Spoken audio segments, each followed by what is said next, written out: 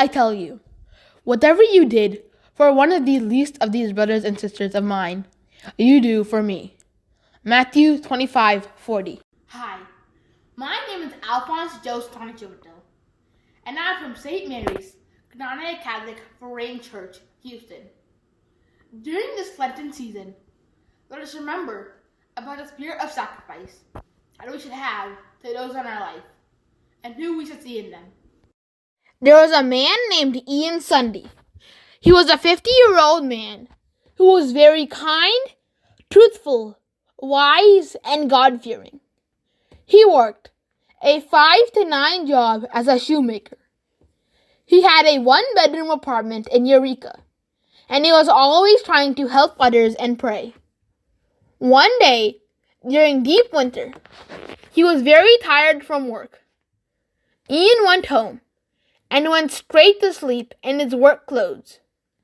The snug blanket was a great respite from the cold temperature of Eureka, and soon he fell asleep. While he was asleep, he had a dream where he saw God coming to him and saying, "Because of all the good that you have done, and because of your good character, tomorrow at 6 o'clock, I will come to your apartment."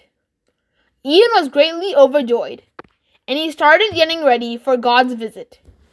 He got the very best fruit from Olive Garden, even though it cost him a week's worth of wages. He also cleaned his apartment and got everything ready for God's arrival. 6 o'clock rolled by, and he was waiting for God to come when someone rang on his doorbell. When he opened the door, he saw a woman there. The woman asked him if he could give her some food for her and her children, for she had not eaten for 4 days, and her husband had already died of hunger. Even though Ian knew that if he gave her food, he would not have any food, he gave it to her anyway because of his kind heart. 7 o'clock came, and he was worried that God forgot that he was supposed to come to Ian's apartment, so he started to look around his apartment complex. When he was looking around, he found a man who was being hassled because he had not paid his debt.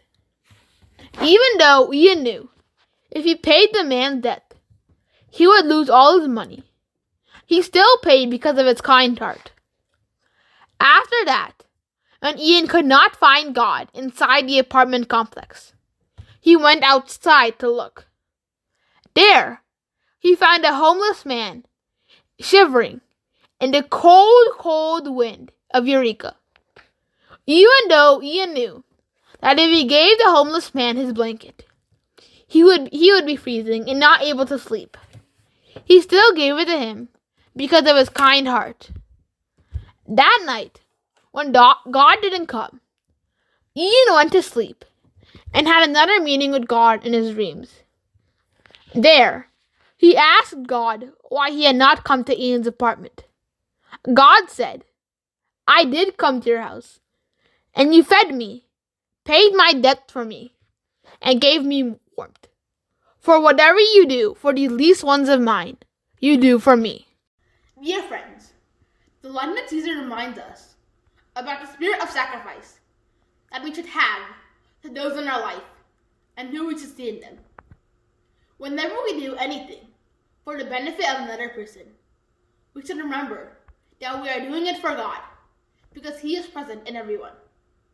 God knows the goodness of our hearts when we do these acts and blesses us as much as we are blessed when doing something solely for Him. Jesus selflessly gave His body for the whole of humanity, and we are called to do the same, whether in big or in small gestures. Whenever one of our neighbors is struggling, it is our duty to comfort and help them to the best of our ability. During this time, let us remember the command of God, to love thy neighbor as you love thyself, and to see Him in all our brothers and sisters. For this grace, let us pray.